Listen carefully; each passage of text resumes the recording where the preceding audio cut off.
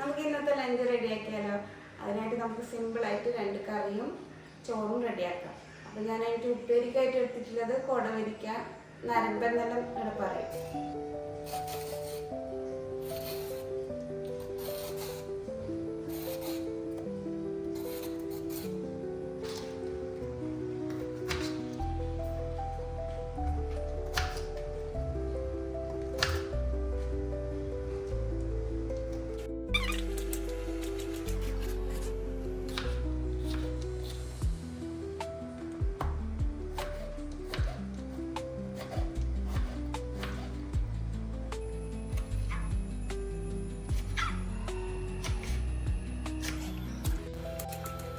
ചോറ് വെന്തോ നോക്കട്ടെ, കുറച്ചും കൂടി ആവും.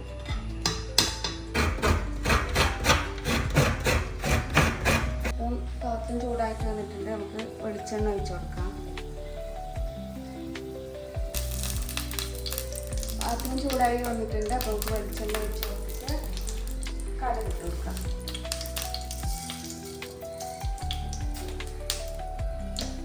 കടുക് പൊട്ടി വന്നിട്ടുണ്ട്, അന്നേരം നമുക്ക് ഇതിട്ട് കൊടവരിക്ക കൊടുക്കാം.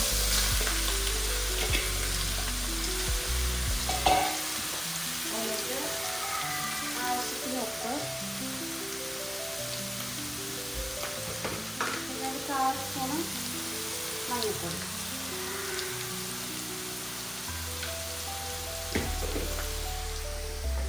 അപ്പോൾ ഒന്ന് മിക്സ് ചെയ്ത് കൊടുത്തിട്ട് ചെറിയ തീയിൽ അടച്ചു വെച്ച് വേവിക്കാം. അതിലേക്ക് വെള്ളം ഒട്ടും ഒഴിക്കണ്ട. കൊടവരിക്ക വേവിക്കാൻ വെച്ചിട്ടുണ്ട്. അപ്പം നമ്മൾ ചോറ് റെഡി ആയിട്ടുണ്ട്. അപ്പം നമുക്കതൊന്ന് വറുക്കാം. അപ്പം ചോറ് ഞാൻ വറുക്കുന്നത് താഴെ വെച്ചിട്ടാണ്.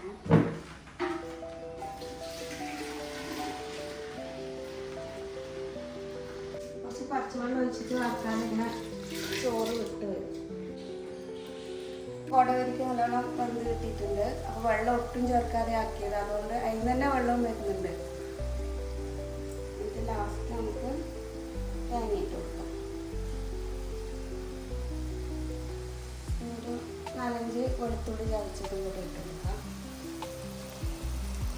അപ്പോൾ നമ്മൾ കൊടവരിക്ക ഉപ്പേരി റെഡി ആയിട്ടുണ്ട്.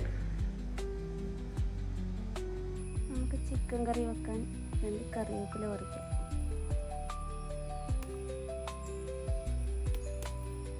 നമുക്ക് അടുത്തതായിട്ട് ചിക്കൻ കറി വെക്കാം. ചിക്കൻ കറി എന്ന് വെച്ചാൽ ഞാൻ വിചാരിച്ചു തേങ്ങ വറുത്തരച്ചിട്ട് വെക്കാം. അന്നേരം നമുക്ക് ഉച്ചക്കും ചോറിന് എടുക്കുക, രാത്രിക്ക് ചപ്പാത്തിയോ വേറെ എന്തെങ്കിലും ഉണ്ടാക്കിയാൽ എളുപ്പമായില്ലേ. അങ്ങനെ അത് റെഡിയാക്കാം. ചിക്കൻ കഴുകി വെച്ചിട്ട് അതിലേക്ക് 1 സ്പൂൺ ഉപ്പും പിന്നെ കുറച്ച് മഞ്ഞൾപ്പൊടി ഇട്ടിട്ട് പരത്തി വെച്ചിട്ടുണ്ട്. വെളിച്ചെണ്ണയിലേക്ക് നമുക്ക് കറിവേപ്പിലയും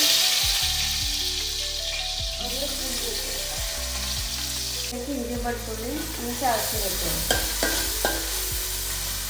അപ്പോൾ ഇതേ സമയത്ത് നമുക്ക് വേറൊരു ഫ്രൈ പാനിലേക്ക് തേങ്ങ വറുക്കാൻ വെക്കാം. വെളിച്ചെണ്ണയിലേക്ക് തേങ്ങ ഇട്ട് കൊടുക്കാം.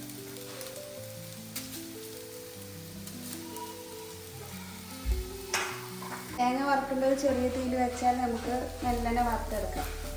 അപ്പോൾ അതേസമയം നമുക്ക് ഇതിലേക്ക് ഒരു തക്കാളി മുറിച്ചത് ഇട്ട് കൊടുക്കാം.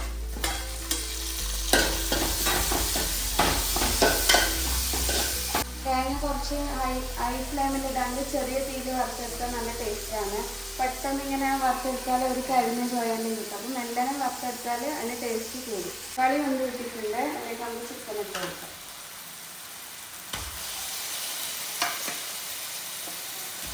മിക്സ് ചെയ്തതിന് ശേഷം നമുക്ക് വേറൊരു ചെറിയ പണിയും കൂടി ഉണ്ട്. നമുക്ക് ഇതിൻ്റെ തീ ഒന്ന് ഓഫ് ചെയ്യാം. നമുക്ക് ഇതിലേക്കുള്ള പൊടികളൊന്ന് ചൂടാക്കിയിട്ട് ചേർത്ത് കൊടുക്കാം. അതിനായിട്ട് ഒരു 4 സ്പൂണ് മല്ലിപ്പൊടി, അതിനുശേഷം ഒരു 2.5 സ്പൂണ് മുളക് പൊടി. നമുക്ക് ഇത് രണ്ടും കൂടി ഒന്ന് കുറച്ച് ചൂടാക്കി എടുക്കാം. അപ്പം ഇതിലേക്ക് ആഡ് ചെയ്യുമ്പോൾ പച്ചമുളക് മാറി കിട്ടും. നമുക്ക് ചിക്കനിലേക്ക് ഇട്ട് കൊടുക്കാം.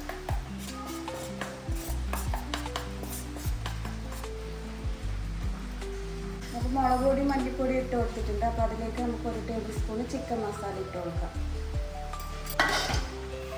ഇതെല്ലാം കൂടി നല്ലോണം മിക്സ് ചെയ്തിട്ട് നമുക്ക് അടച്ചു വെച്ച് വേവിക്കാം. അപ്പോൾ മുളക് പൊടി എൻ്റെ ഇല്ലത് വെച്ചാൽ കുറച്ച് എരിവ് കൂടുതലുള്ളതുകൊണ്ടാണ് ഞാൻ 2.5 സ്പൂൺ ഇട്ടത്. നിങ്ങളുടെ എരിവിനനുസരിച്ചിട്ടുള്ള മുളക് പൊടി നിങ്ങൾക്ക് ഇട്ട് കൊടുക്കാം. ഞാൻ ഇതിലേക്ക് ഒരു ഗ്ലാസ് വെള്ളം ഒഴിക്കുന്നുണ്ട്. പിന്നെ നമുക്കത് ചിക്കൻ തന്നെ വെള്ളം വരുന്നതുകൊണ്ട് ഇത്രയും വേണ്ടി വെള്ളം അടച്ചു വെച്ചിട്ട് നമുക്ക് വേവിച്ചെടുക്കാം. ഏകദേശം ഈ കളറായി വരുമ്പോൾ നമുക്കൊരു ടേബിൾ സ്പൂണ് മുഴുവൻ കുരുമുളക്, ഇതിന് പകരം കുരുമുളക് പൊടിയായാലും ചേർത്ത് കൊടുക്കാം. നിങ്ങളുടെ കയ്യിൽ ഏതാ ഉള്ളത് അതിനനുസരിച്ച് ചേർക്കാം. തേങ്ങ വറുത്ത് കിട്ടിയിട്ടുണ്ട്. അപ്പോൾ നമുക്കതൊരു പ്ലേറ്റിലേക്ക് മാറ്റി വെക്കാം. ഇത് പ്ലേറ്റിലേക്ക് ഇട്ട ശേഷം നമുക്കൊരു സ്പൂണ് ജീരകം ആഡ് ചെയ്ത് കൊടുക്കാം. ഇതൊന്ന് തണുക്കാൻ വെക്കാം. എന്നിട്ട് നമുക്ക് മിക്സിയുടെ ജാറിലിട്ട് അരച്ചെടുക്കാം. ചിക്കൻ നല്ലോണം വെന്ത് കഴിഞ്ഞിട്ടുണ്ട്. അപ്പോൾ നമുക്ക് അതിലേക്ക് തേങ്ങ അരച്ചത് ചേർത്ത് കൊടുക്കാം. ഇത് നമുക്ക് കുറച്ച് മല്ലിയില ഇതിന് മുകളിൽ ഇട്ട് കൊടുക്കാം. അത് ഉണ്ടെങ്കിൽ മാത്രം ഇട്ട് കൊടുത്താൽ മതി നിങ്ങളുടെ കയ്യിൽ. അപ്പോൾ ഇത് ഇട്ട് കൊടുത്ത് 2 മിനിറ്റ് ഒന്ന് തിളക്കാൻ വെക്കാം. അപ്പം നമ്മുടെ നാടൻ ചിക്കൻ കറി റെഡി ആയിട്ടുണ്ട്.